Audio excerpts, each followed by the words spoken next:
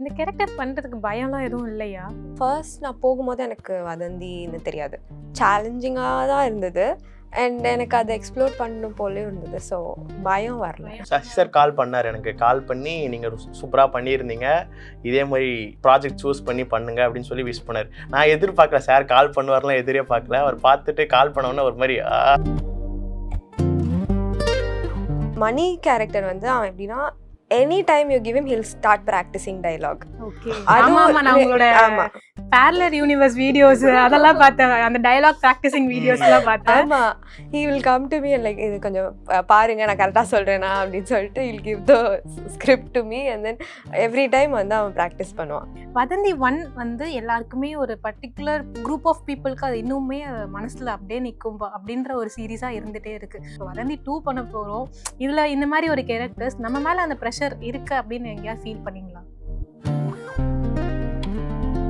First ப்ராஜெக்ட்ன்றதுனால எல்லாமே புதுசாக தான் இருந்துச்சு. ஸ்ரீலங்காவில் இருந்தெல்லாம் ஒரு அக்கா எனக்கு மெசேஜ் பண்ணியிருந்தாங்க, இந்த மாதிரி நான் லாஸ்ட்டு அந்த சைக்கிளில் போகிறப்பெல்லாம் பார்த்து அழுதுட்டேன். யஷ்வந்த் அண்ணாக்கும் இவங்களுக்கும் ஒரு கான்வோ இருக்கும், அந்த சீன்லாம் பார்த்துட்டு நான். ஆனால் நீங்கள் ஒரு சீனில் வந்து தனியாக நின்றுட்டு யோசிச்சுட்டு இருப்பீங்கல்ல, அது மீமில் கூட நிறைய வந்துச்சு. சார் என்ன பார்க்குற மாதிரியே இருக்கேடா அப்படின்ற மாதிரி பசங்க. அது நானே ரிலேட்டபிள் ஆகிட்டேன். நஜ அர்ஜுனோட சுந்தரேசன் ரிலேட்டபிள். ஆன்சனாட் சினிமா வியூவர்ஸ்க்கு வணக்கம். நான் திவ்யா ஸ்ரீனிவாசன். இன்னைக்கு என் கூட வந்து 2 பேர் இருக்காங்க. இந்த 2 பேரை பற்றி சொல்லணும்னா, இப்போ வதந்தி 2 சீரீஸில் the major twist of the series அப்படின்னா இவங்க 2 பேர் தான். அந்த சீரீஸ் பார்த்தவங்களுக்கு புரியும், பார்க்காதவங்க இந்த இன்டர்வியூ பார்த்துட்டு கண்டிப்பாக போய் சீரீஸை ஃபுல்லாக பார்ப்பீங்க அப்படின்னு நாங்கள் எக்ஸ்பெக்ட் பண்ணுறோம். Arjun and Deepika is with us. வணக்கம். ஹலோ, எப்படி இருக்கீங்க? நல்லா இருக்கும், நீங்கள் எப்படி இருக்கீங்க? நானும் சூப்பராக இருக்கேன். 2 பேரும் ஃபஸ்ட்டு ரொம்ப நல்லா இருக்கீங்களா? ரெஸ்பான்சஸ்லாம் எப்படி இருக்கு? சூப்பராக இருக்கு. சூப்பராக இருக்கா? உங்ககிட்ட தான் நான் கேட்கணும், உங்களோட ரெஸ்பான்ஸ் எப்படி இருக்கு? நல்லா போகுது. இப்போ ஆக்சுவலி ஃபர்ஸ்ட் வீக் இப்போ தான் முடிஞ்சிருக்குன்றனால இப்போ தான் கொஞ்சம் கொஞ்சமாக எல்லாரும் பார்த்து முடிக்கிறாங்க. ஓகே, பார்த்து முடிச்சவங்க எப்படி வந்து ரெஸ்பாண்ட் பண்ணியிருக்காங்க? பார்த்த வரைக்கும் எல்லாரும் சூப்பராக பண்ணியிருக்கோம் தான் சொல்கிறாங்க. பாதியில் பார்த்துட்டு வந்தவங்க தான் ஒரு மாதிரி அப்படி சொல்லிட்டு ஏன்னு சொல்றாங்க, வந்து திட்டிட்டு போறாங்க, என்னடா பண்ணி வச்சிருக்க, யாரா நீ? இல்லை, அவங்க வந்து தேர் லைக் கொலைகாரன் யாருன்னு சொல்லுவீங்களா மாட்டீங்களா அந்த மாதிரி ஒரு ஃப்ரஸ்ட்ரேஷன்ல யாரு தாண்டா அதை பண்ணீங்க, மிஸ்ட்ரி ஆஃப் மணி என்னதாண்டா அப்படின்ற அந்த ஒரு இதுல இருக்காங்க. உங்களுக்கு ஆனா ஃபர்ஸ்ட் டைம் இந்த மிஸ்ட்ரி ஆஃப் மணி அப்படின்ற அந்த இது வதந்தி 2 ஸ்டோரி உங்ககிட்ட எப்படி வந்தது? அண்ட் நீங்க ஃபர்ஸ்ட் டைம் இந்த ஸ்டோரி கேட்டு ஆர் நரேஷன் கேட்டு என்ன மாதிரி ஒரு உங்களுக்கு என்னடா இது, நம்ம இதை பண்ணுவோமா அப்படின்ற ஒரு டவுட் இருந்திருக்கும், ஆர் ஒரு ஓகே பண்ணலாம் அப்படின்ற ஒரு இது இருந்திருக்குல்ல, அது எப்படி இருந்தது? எனக்கு வந்து எக்ஸைட்மெண்ட் தான் இருந்துச்சு ஃபர்ஸ்ட்டு. ஸோ ஃபர்ஸ்ட் நான் போகும்போது எனக்கு வதந்தின்னு தெரியாது. Audition just an audition call from wall watchers அப்படின்னு தான் போனேன். போன உடனே ஆஸ் யூஷுவல் ஸ்கிரிப்ட் கொடுத்தாங்க. அதுக்கப்புறம் அதை பெர்ஃபார்ம் பண்ணதுக்கப்புறம் டைரக்டருக்கு காமிச்சிட்டு அதுக்கப்புறம் they said he wants to meet யூன்னு. அதுக்கப்புறம் நான் போய் ஆண்ட்ரூ சார் மீட் பண்ணேன். அவர் வந்து அப்போ தான் எனக்கு தெரியும் வதந்தின்னு சொல்லிட்டு. ஸோ ஐ மீன் ஆப்வியஸ்லி அந்த ப்ரொடக்ஷன் ஹவுஸ் தெரிஞ்சப்பவே வந்து it's a big deal. So அதனால அப்போவே நான் வந்து இது எப்படியாவது லைக் கிராக் பண்ணும் அந்த மாதிரி தான் போனேன். And Andrew sir is also my favourite director and அவரோட ஒர்க்ஸ்லாமும் நான் பார்த்துருக்கேன், எனக்கு ரொம்ப பிடிக்கும். வதந்தி 1 எனக்கு ரொம்ப பிடிச்ச சீரீஸ். ஸோ எக்ஸைட்மெண்ட் இருந்துச்சு. But I was also like கரெக்டாக கேட்டுக்கணும் என்னெல்லாம் அப்படின்னு சொல்லிட்டு. அப்போது ஹீ நரேட்டட் என் ஒரு கோர்வையாக என்னோட போர்ஷன்ஸ் ப்ளஸ் எக்ஸ்ட்ரா எல்லாமே நரேட் பண்ணி முடிக்கும் போது ஐ வாஸ் லைக் எப்படி அப்போ வந்து அவங்க வந்து எனக்கு சொல்லலை நான் கன்ஃபார்மாக இல்லையா அந்த மாதிரி. அப்போது டவுட்டில் தான் இருந்தது. பிகாஸ் மணியோட கேரக்டர் வந்து அப்போ இன்னும் கன்ஃபார்ம் பண்ணல. அப்போது ஆடிஷன்ஸ் போயிட்டு இருந்துச்சு.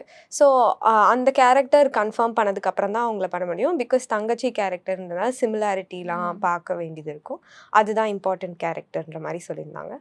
ஸோ கன்ஃபர்மேஷன் கிடைக்கல. ஆனால் I was like very excited. எனக்கு அப்போது எப்படியாவது லைக் இந்த கேரக்டர் பண்ணிடணும் அந்த மாதிரி தான் ஃபீலிங் இருந்துச்சு. அதான் எவ்ரிதிங் ஒர்க்ட் அவுட். இந்த கேரக்டர் பண்ணுறதுக்கு பயம்லாம் எதுவும் இல்லையா? இன்னும் எனக்கு ஐ ஃபெல் லைக் சேலஞ்சிங்காக தான் இருந்தது.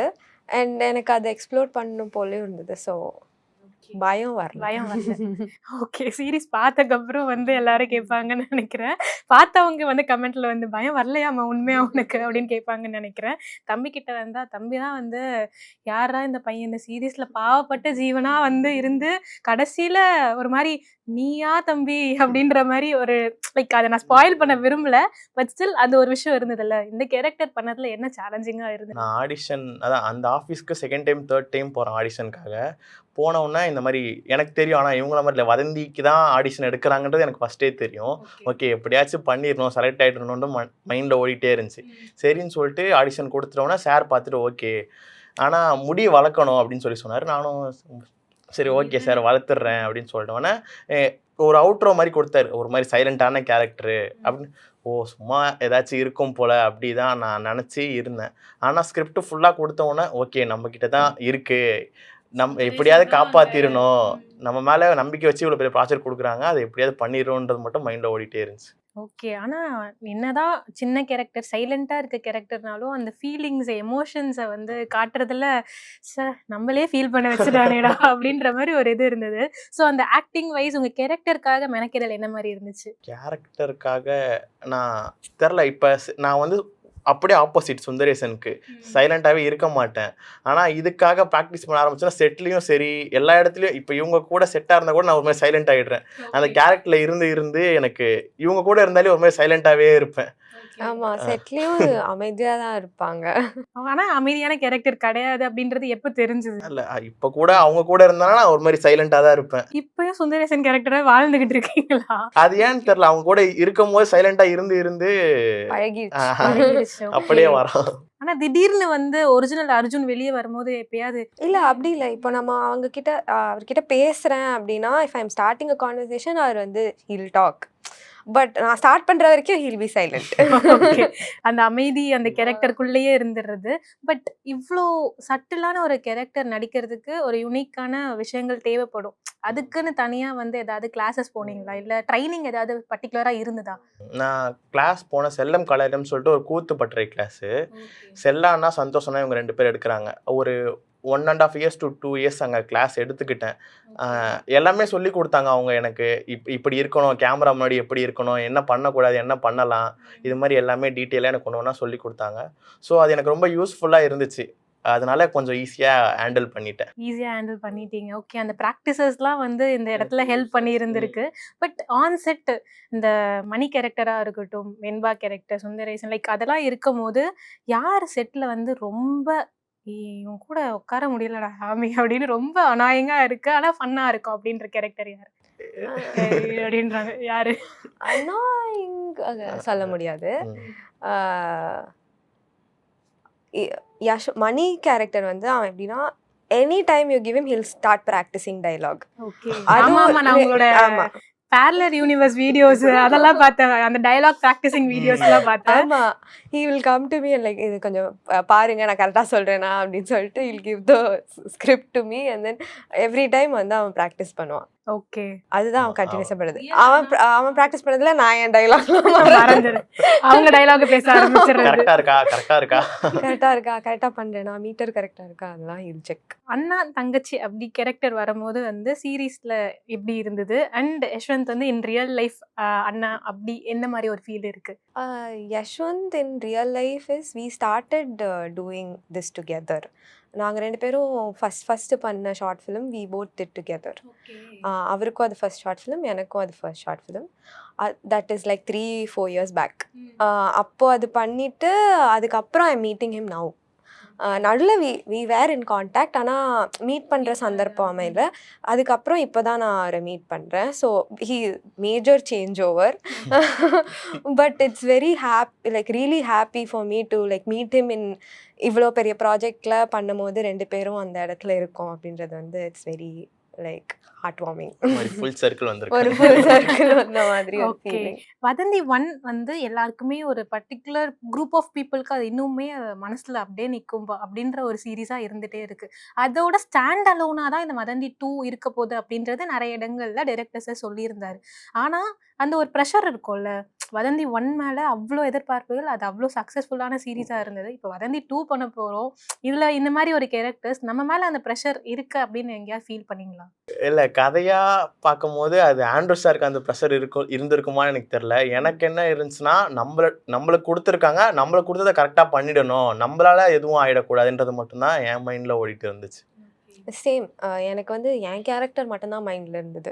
மத்த எதுவுமே ஆஃப்டர் அந்த ஸ்கிரிப்ட் கேட்டதுக்கு அப்புறமா எனக்கு வேற எதுவுமே மேட்டர் ஆகல. I have to like crack this character, like அத நல்லா பண்ணிடணும் அப்படின்னு மட்டும் தான் இருந்துச்சு. சசிகுமார் சார். அவர வந்து இந்த கேரக்டர்ல ஹோல் ஃப்ளெஷ்டா பார்க்கும்போது, அவரே வந்து டைரக்டர் சார் சொல்லியிருந்தார், அந்த நரேஷனே வந்து அவர் ஃபுல் டே உட்காந்து அவர் கூட உட்காந்து கேட்டு அந்த இன்வால்வ்மென்ட்டோட அவர் பண்ணியிருந்தாரு அப்படின்னு. ஸோ அவர மாரி ஒரு பெர்சன் கூட ஒர்க் பண்ண எக்ஸ்பீரியன்ஸ் எப்படி இருந்தது? அவர் கூட பேசுற கான்வர்சேஷன்ஸ் என்ன மாரி இருந்தது? I didn't share screen with him. ஏன்னா நாங்க வேற வேற டைம் லைன்.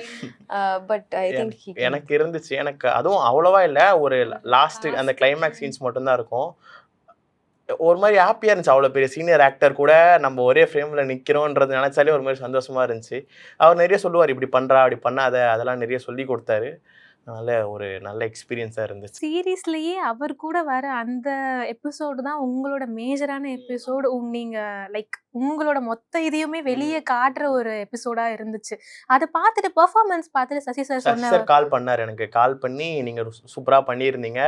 இதே மாரி ப்ராஜெக்ட் சூஸ் பண்ணி பண்ணுங்க" அப்படின்னு சொல்லி விஷ் பண்ணாரு. நான் எதிர்பார்க்கல. சார் கால் பண்ணுவார்லாம் எதிரே பார்க்கல. அவர் பார்த்துட்டு கால் பண்ண உடனே ஒரு மாரி ஹாப்பி ஹாப்பி ஆயிட்டாரு. ஆயிடுச்சு போதும்டா அப்படின்ற இது போதும்டா எனக்கு அப்படின்ற மாரி ஒரு ஜோன். ஆனா இது தாண்டி இந்த ஆடியன்ஸ் ஜென்ரலா ஏதாவது ஒரு அப்ரிசியேஷன் வந்ததா? உங்க கேரக்டர் பர்ட்டிகுலரா இந்த சீன்ல செம்மையா இருந்தது. உங்க பெர்ஃபார்மன்ஸ் இத நான் எக்ஸ்பெக்ட் பண்ணல அப்படின்னு எதிர்பார்க்காத ஒரு சர்ப்ரைஸ் விஷ் ஆர் காம்ப்ளிமெண்ட் அந்த மாரி ஏதாவது? அந்த கேரக்டர் வந்து we thought it's a real like நிஜமாவே மதுரை பொண்ணு அந்த மாதிரி இருந்தது. என்னோட பேஜுக்கு வந்துட்டு எல்லாரும் இந்த பொண்ணா அந்த மாதிரி ஆயிட்டு நீங்க அந்த மாதிரி அவங்களுக்கு ஷாக் இருந்தது. அந்த மாதிரி மெசேஜஸ் இருந்தது. அப்புறம் ரொம்ப நல்லா இருந்தது. லைக் ஜென்ரலி அந்த கேரக்டர் அவங்களுக்கு எவ்வளோ பர்சனலைஸ்டாக இருந்தது. அவங்க எவ்வளோ ஃபீல் பண்ணாங்க. எல்லாரும் எனக்கு அழற இமோஜி அனுப்பிச்சாங்க. லைனா எதை ஓப்பன் பண்ணாலும் அழுகுறாங்க. நீங்க அழ வச்சுட்டீங்க அந்த மாதிரி மெசேஜஸ் ஜாஸ்தியா இருந்தது. யா அர்ஜுனுக்கு எப்படி எனக்கு இருந்தது? இதான் ஃபர்ஸ்ட் ப்ராஜெக்ட்ன்றதுனால எல்லாமே புதுசா தான் இருந்துச்சு. ஸ்ரீலங்கால இருந்தெல்லாம் ஒரு அக்கா எனக்கு மெசேஜ் பண்ணியிருந்தாங்க. இந்த மாரி நான் லாஸ்ட் அந்த சைக்கிள்ல போறப்பலாம் பார்த்து அழுதுட்டேன். அப்படியா, ரொம்ப தேங்க்ஸ்க்கா அப்படின்ற மாரி.